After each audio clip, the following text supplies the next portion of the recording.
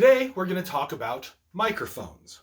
Now, cameras generally have microphones built into them, phones or camcorders. Right now, you're listening to the audio on this my camera phone, but I've set up a mic here.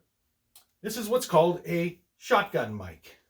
Now, you've probably seen other microphones before. I don't have one handy, but you've seen those that look like the ice cream cone, kind of the ball at the top of a handle. Those are good for like singing or interviews or lots of people trying to be picked up at once, but they're not great for filmmaking, for recording specific sounds, because those round ones are called omnidirectional mics. They pick up in all directions all around them. This is a unidirectional mic. It picks up in one direction, the direction it's pointing. So usually you're going to point them at your actors. So let's listen to the difference in sound quality between the camera mic and a shotgun mic. All right, so now you're hearing the camera mic on my phone. Now you're hearing the shotgun mic above my head. Do you hear the difference in tone? You should hear a lot less of the ambient room noise, the air in the room, my air filter blowing over in the corner. You shouldn't really hear that on this microphone like you might with the built-in camera mic. Traffic outside is more likely to be picked up on the camera mic than on this, because this is just picking up mainly right where it's pointed. The way you place these, ideally, is 8 inches away from the subject's forehead. It's called the unicorn. You hold your thumb and your forefinger out from the forehead to the tip of the mic, and that's the ideal spot. It doesn't always end up that close, especially if you're shooting wider shots. And normally I would have the camera framed about here so that you're not going to see the mic. I'm showing it in this case for the sake of illustration, obviously. But about 8 inches. This way you're picking up not just the sounds coming from the mouth, but you're getting the higher pitches that come from the nasal quality of speech. But you're also getting the deeper bass that comes from the chest as somebody speaks. So you get a lot of different qualities in the sound that you wouldn't off of the original camera mic, which you're probably hearing again right now.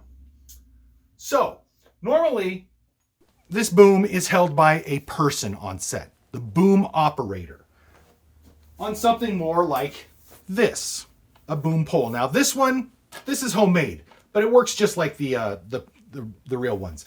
It's just an extending pole, so you can hold it out and get it above your actors.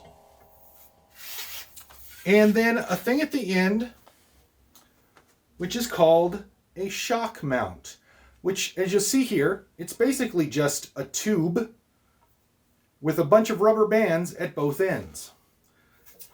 You then fit the microphone in between those rubber bands, and then any vibration, if you move your hands along the pole as you maybe point it at a different actor, that's going to be absorbed by the rubber bands and not come across on the microphone. So that's why it's called a shock mount or a shock absorber. Now in this case, I've just got this set up on a C-stand, like what we looked at the other day. Instead of lights, I have a microphone on it. But normally you would have it with a person, or there are other options like lapel mics. Okay, so now you're hearing me off of a lavalier mic. Those are the type that clip onto the lapel, also called lapel mics, but the actual name is a lavalier mic.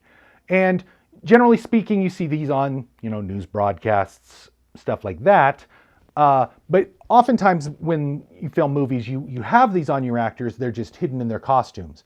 And usually what they'll do is a combination. They'll have them wearing the lavalier mic, not supposed to tap it like I just did, have him wearing the lavalier mic and have a boom operator that's getting that separate sound. So again, you're getting that chest resonance that you're not necessarily getting on a lavalier like this. These are a much smaller mic, so it has a much smaller frequency range it picks up, but it still gets good clear sound right from your mouth.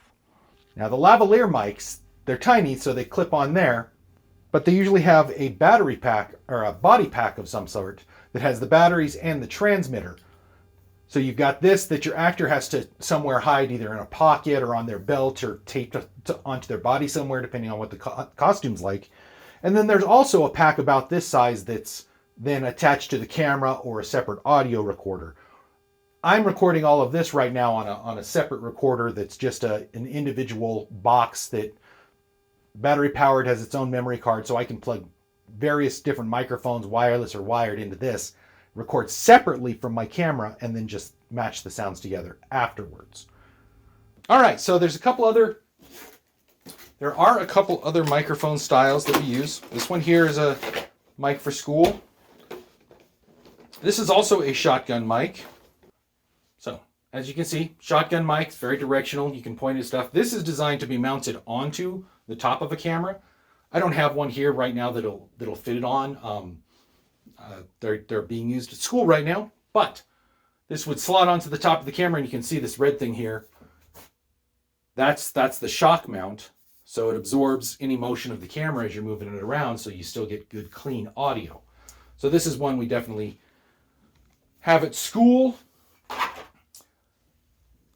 This is my personal mic. It's very similar to that other one, but wind is a big problem with recording audio if you're outside. And so this is a windscreen that covers the mic, and it's basically fake fur. This has a very goofy name within the film industry. This is called a dead cat. This is what you put on microphones when you're recording sound outside, is a dead cat. So I always chuckle every time I hear that. Okay, so that should give you a quick overview of basic mic types.